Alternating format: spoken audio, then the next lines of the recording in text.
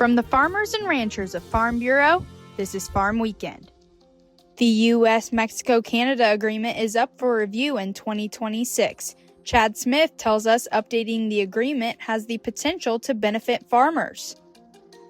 The USMCA must be reviewed by July 2026. Dave Salmonson, Senior Director of Government Relations for the American Farm Bureau Federation, said preparations are already underway. The U.S. Trade Representative's office has solicited comments, all kinds of people in industry, what they think of the opportunities for changes in the agreement. Our trade representative, Ambassador Greer, has been briefing the various committees on what the objectives of the government will be going forward. Salmonson said the upcoming renegotiations are a great opportunity to improve the agreement between the three North American neighbors. We were not satisfied with how Canada implemented any improvements in dairy product access from the U.S. in the USMCA. We also have had problems over the many years with seasonal import surges, primarily seasonal produce from Mexico. That is what we want to see addressed when the countries come together. Chad Smith, Washington. American Farm Bureau Federation congratulates new Chief Agricultural Negotiator. More when Farm Weekend returns. With Kansas Farm Bureau health plans, you'll find affordable Medicare supplement coverage that helps cover certain out-of-pocket expenses Medicare doesn't cover. We encourage you to compare our rates. Contact a Farm Bureau financial services agent near you or visit KFBHealthPlans.com. Medicare supplements insured by Members Health Insurance Company, Columbia, Tennessee. Not connected with or endorsed by the U.S. or state government. American Farm Bureau Federation President Zippy Duvall comments on the confirmation of Dr. Julie Callahan as the new Chief Agricultural Negotiator in the Office of the United States Trade Representative.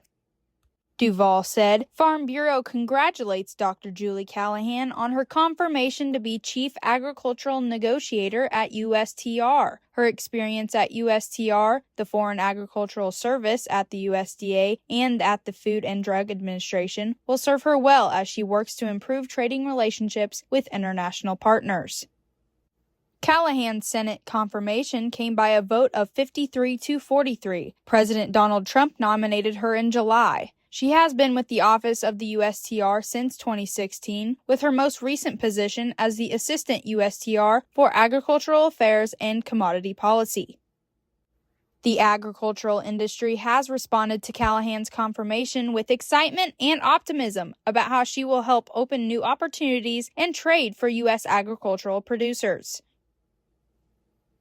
Next, Insight with Greg Deering. Hey, farmers and ranchers, in the hustle of the day, don't forget to tend to your own well-being. Just like you check on your cattle and crops, take a moment to check in with yourself and your neighbors. Mental health is just as crucial as the health of your farm. So let's look out for each other. Reach out, lend an ear, and remember, it's okay to ask for help. This message brought to you by Kansas Farm Bureau and Kansas Farmers Union. Now, Insight with Greg Deering. We didn't have much of a Christmas tree tradition when I was a kid, at least not one I remember clearly. Getting a tree usually involved heading to the corner of a pasture to find a red cedar resembling a loose imitation of Clark Griswold. Most years were uneventful. We'd haul the tree home, string the lights, test the branches with heavier ornaments, and let it stand guard over a growing pile of presents until Christmas morning. Once the gifts were open, the tree's job was done, and it was quietly removed before the new year. But there was one year we didn't get a tree at all. Like any good family story, it started in a vehicle, a green Toyota Land Cruiser, with my brother and me bouncing around in the back. Our hunt ended when we got stuck in the middle of a pasture. Four-wheel drive didn't help, neither did a winch. Eventually, Grandpa arrived on a tractor. We went home without a tree that day. Presents piled up under a small, decorative tree instead. One we still use today, now surrounded by gifts for grandkids. The failed hunt faded, but the story didn't, reminding us the moments we plan matter less than the ones we end up telling again and again. Join us next week for another edition of Farm Weekend from Kansas Farm Bureau, the voice of agriculture. And have a very Merry Christmas and a Happy New Year.